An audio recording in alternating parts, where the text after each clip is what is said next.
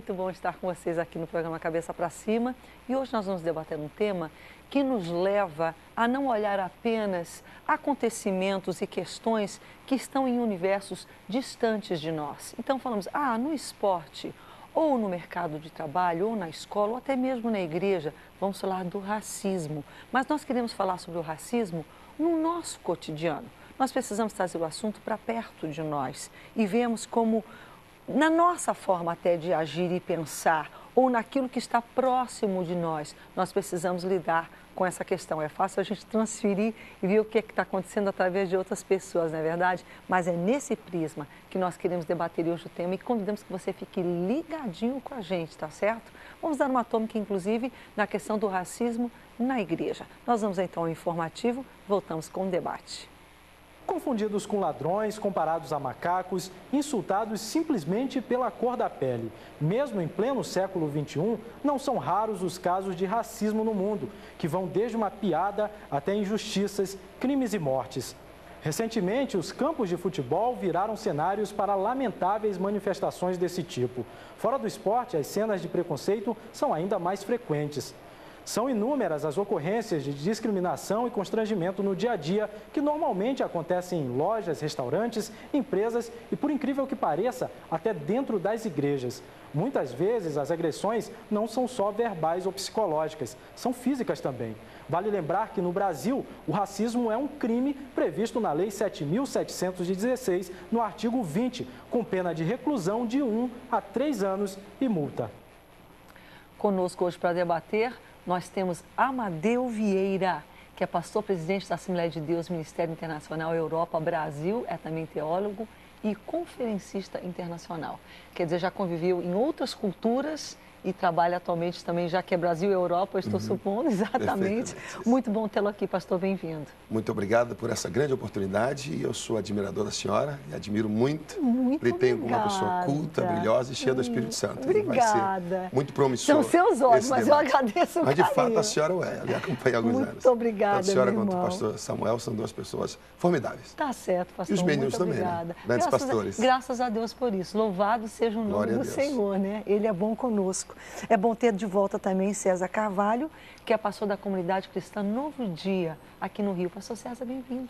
Agradeço mais uma vez poder participar desse programa e me juntar a esse debate que é tão sério e tão importante, embora geralmente fique afastado do pensamento, inclusive na igreja. Longe dos púlpitos, vamos Exatamente, combinar. Essa é a grande púlpitos, verdade. Então, eu acho que podemos contribuir de alguma maneira e eu espero que a gente consiga. Tá certo. Bem, vou começar com uma notícia de ontem para cá. Claro, quando você assistiu o programa hoje, à noite ou amanhã, quem sabe, né? Já foi ontem, anteontem, o assunto. Mas ontem, num jogo entre o Grêmio e o Santos, pela Copa do Brasil, da arquibancada, alguém ficou chamando o goleiro. Eu creio que o goleiro... Deixa eu ver. Aranha. É, o Aranha. Ele é goleiro de qual dos times? Do Santos. Do Santos, pronto. Você vê como eu estou por dentro das escalações, né? Eu sei que existe o Santos e o Grêmio. Mas, inclusive no Rio Grande do Sul, até que eu torço pelo Santos, pelo Grêmio. Mas que o Internacional não a ouça. Não me ouça. E sabe de uma coisa? Por ano, olha só, já mudou completamente de assunto aqui. Por anos o meu pai é gaúcho. Daí ele já bem idoso, eu falei, porque o Grêmio, minha filha, você torce pelo Grêmio? Eu falei, claro, papai. Porque o teu tio, Antenor Lemos, é sócio fundador do Internacional. A rua na frente do Beira-Rio tem o nome dele. Papai, não sabia. Continuo torcendo pelo Grêmio. Vamos ao que interessa. Ela foi flagrada, uma torcedora, pessoas começaram a chamar o Aranha de macaco. Ele reclamou para o juiz, o jogo ainda foi parado por quase um minuto. Mesmo assim, a reclamação não entrou na súmula do jogo, mas hoje a mídia é fogo, né? Tem muitas câmeras e muitas pessoas filmando. E a pessoa que estava gritando, ou uma das pessoas, que nós não temos como comprovar que havia só uma, mas pelo menos uma delas, uma mulher, foi flagrada nesse ato. E claro que caiu nas redes sociais e já hoje de manhã ela foi, eu não vou dizer o nome dela aqui, mas ela trabalhava, era funcionária de uma empresa terceirizada que prestava serviços de auxiliar de odontologia na clínica da Polícia Militar. Hoje de manhã ela foi demitida.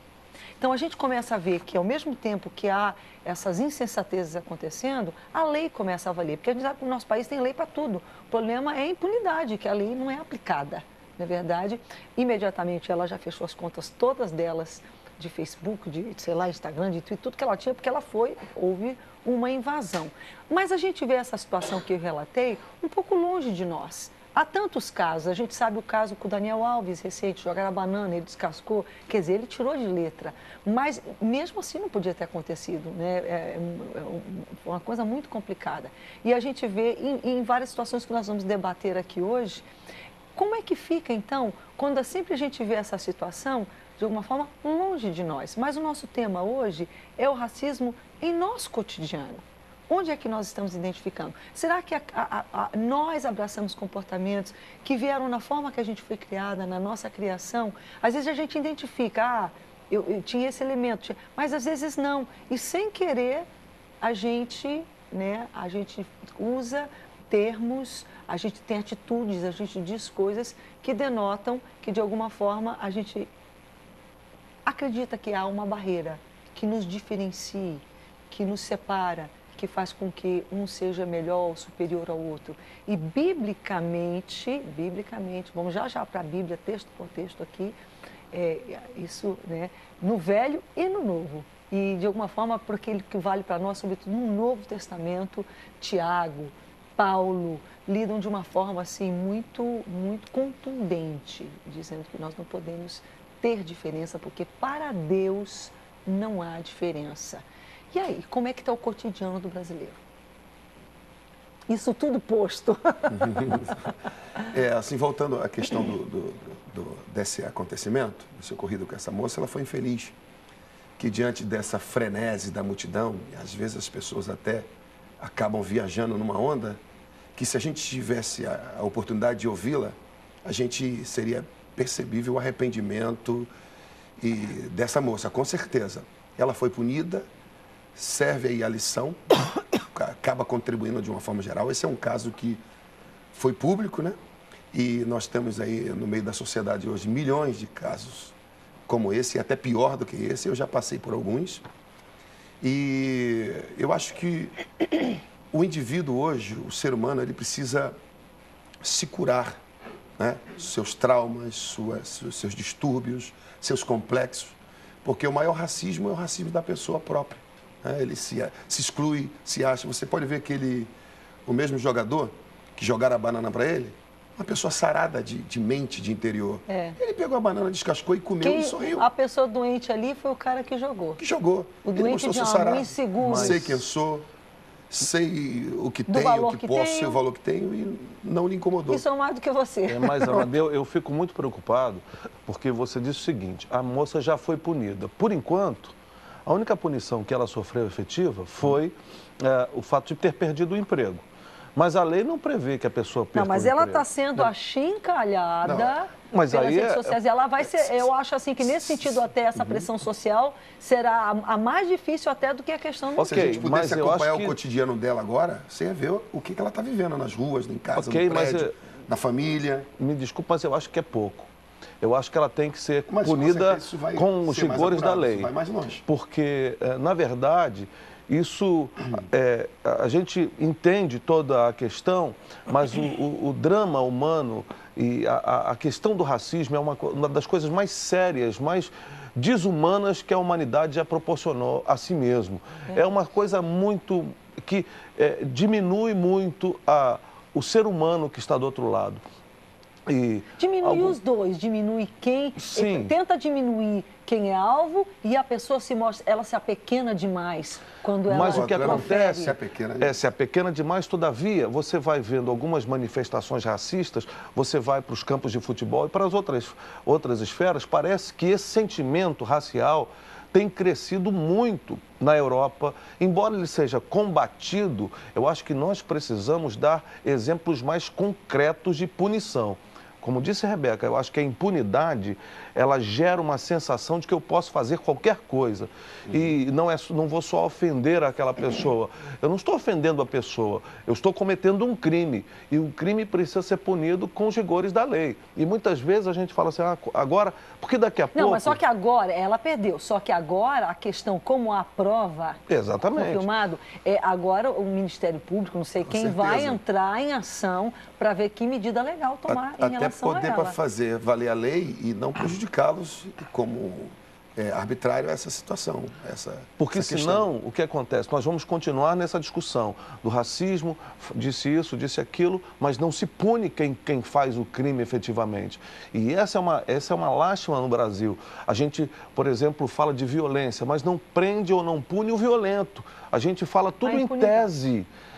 Em tese, é terrível, é ruim, mas não vai ao âmago da questão, não pune efetivamente, e aí os outros se sentem, vamos fazer também.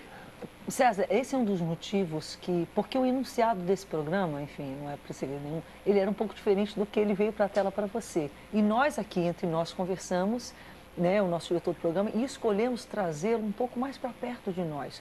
O racismo no nosso cotidiano. Por quê? Porque justamente, quem sabe, até por essa lentidão da justiça em fazer valer e deixar essa impunidade galopante, a gente pode dizer assim, de alguma forma imperar, a gente tem que tomar uma atitude, se a gente quer ver mudança de fato, pessoal. Pessoal, a gente tem que tomar uma posição pessoal nossa e influenciar aqueles que estão perto de nós. E nesse sentido é que eu quero levar a linha do programa, porque claro que a gente tem que falar do geral, porque o geral de alguma coisa é aquilo que acontece. Mas quando eu trago para perto, eu digo assim, a gente brinca, não, isso é um absurdo, mas a gente em casa conta piadinha. Eu não admito. Meus filhos sabem, às vezes, e não é só de tom racial, de outros tipos, qualquer coisa que desqualifique uma limitação física, alguma coisa. Até porque eu já estou bem melhoradinha, porque eu já fiz 2 cirurgias, mas eu nasci uma criança extremamente estrábica. Então eu fui muito gozada na história, eu era chamada de 4 olhos. Meus pais me ajudaram muito, de modo que aquilo findou até eu conseguir vencer a barreira, embora que em diferentes momentos da minha vida, aquilo foi difícil para mim. Então, ser achincalhado, ser gozado, ser, digamos assim, menosprezado porque você é diferente, é uma coisa muito dolorosa. E a gente faz, pastor, sem perceber. Sem perceber. Olha só, Tiago, já que a gente, vamos para a Bíblia, tem a lei dos homens, mas tem a lei de Deus também. A gente até pode começar por Jesus, eu não lembro exatamente onde está escrito, mas é a lei áurea da Bíblia. Faça com seu irmão aquilo que você quer que ele faça com você. Então, não faça com alguém e as pessoas falam, mas aqui não é nada demais, não é nada demais porque você não é vítima. Exatamente. Mas daqui uns dias, porque você está semeando isso, você vai ser, sim, vítima de algo que vai lhe ferir muito, você dizer, poxa, eu estou sendo separado, eu estou sendo diferente, ou porque eu sou crente, ou porque isso, ou porque eu não tenho esse curso, e você vai ver como se sente uma pessoa que está sendo discriminada pela cor dela, pela cor da pele dela, ou quem sabe por alguma deficiência física que ela tenha, enfim, tantas outras situações. E a gente vai descobrir que é muito doloroso. E Jesus falou, não faça. Se você não quer que faça com você, não faça com o outro. Se você fizer, meu irmão, vão fazer com você. Você está semeando. Aquilo que você planta, você certamente, de Deus não se zomba. Aquilo que você plantar, nossa, esse Deus é mau? Não, querido. É a lei da vida, é a lei da natureza. Agora... Você quer Deus. Não tem nada a ver com Deus, não tem a ver com o que você. Você escolhe o que você semeia, mas você não escolhe o que você vai colher, porque você vai colher o que você plantou. E aí? Agora, no Brasil, ser racista, ter atitudes racistas, é tão imbecil porque revela a falta do conhecimento antropológico do brasileiro. Nós somos. O brasileiro é mestiço. Todas as famílias brasileiras, talvez com raríssimas exceções, possam dizer que seguem lá uma trajetória quase que de uma raça única, mas quase que 100% das famílias brasileiras são mestiças. Então é falta de até conhecer um pouco a sua família, a sua história. Mas é um drama que algumas pessoas vivem. Essa semana eu estive conversando com uma moça da igreja, ela já viajou o mundo, já cursou fora, foi modelo, e hoje ela trabalha muito com essa questão de identidade, porque muitas vezes aqueles que são considerados brancos na nossa sociedade, pela cor da pele, que não tem nada a ver com isso, porque a questão da sua raça tem a ver com a sua ascendência e não com a sua cor de pele, mas ela dizia das limitações de entendimento e até de como crianças, por exemplo, querem ser como os negros, querem ser como as crianças brancas, querem ter a boneca branca, querem ter alguma coisa assim, sonham com o cabelo liso. Por quê? Por causa de uma imposição, de uma valorização, de um valor que, na verdade, agride o outro lado e, na verdade, revela um desconhecimento total de quem seja o brasileiro, o homem, o ser humano brasileiro. Então, é uma questão, para mim, muito séria, que deve ser levado muito sério, e você está conduzindo para uma reflexão que é do nosso cotidiano. A gente muitas vezes... Não menosprezando o lado da lei, mas tentando nos responsabilizar e não só transferir. Na verdade, a gente muitas vezes vai brincar com coisas que não só ofendem o outro, mas ofendem a Deus, porque Deus é o Criador de todos nós. Até porque a pessoa que é racista, ele ofende a própria essência do ser humano. Somos todos seres humanos iguais. Coração igual, fígado igual, cor de sangue igual, ele é contra ele mesmo. É uma e se ele precisar um dia de um fígado aberrante, e de um coração, ele não vai escolher. Se é de negro, se é de branco, se é de nordestino, ou se é de um sulista. Isso. Temos N's complexos. Do nortista. De um paraense, de um amazonense. Demonstra uma tamanha ignorância. Vocês ouviram paraenses e amazonenses que a gente sabe daquela... Vamos fazer o seguinte, infelizmente o programa está uma delícia, porque ele está fluindo muito rápido e a gente já tem que ir ao intervalo. Mas eu quero voltar, você falou logo, rápido de passagem, mas falou, eu já fui vítima. Como é que é isso? Como é que aconteceu? Qual foi a experiência que você teve? Você que está em casa, reflita comigo. Vai refletindo. Se você está com alguém, vamos construir. A gente está com um debate aqui. Eu gostaria de ver esse debate paralelo acontecendo, porque essa é uma coisa que a gente sempre coloca e lança para longe de nós. E o nosso alvo hoje é a gente trazer isso para perto e ver se de repente a gente está admitindo, sem perceber, de forma imperceptível, inconsciente até, mas que a gente precisa rever. Precisa rever, porque ao fazer isso, nos apequenamos, ferimos alguém, mas, sobretudo, também ferimos a lei de Deus. A gente volta já.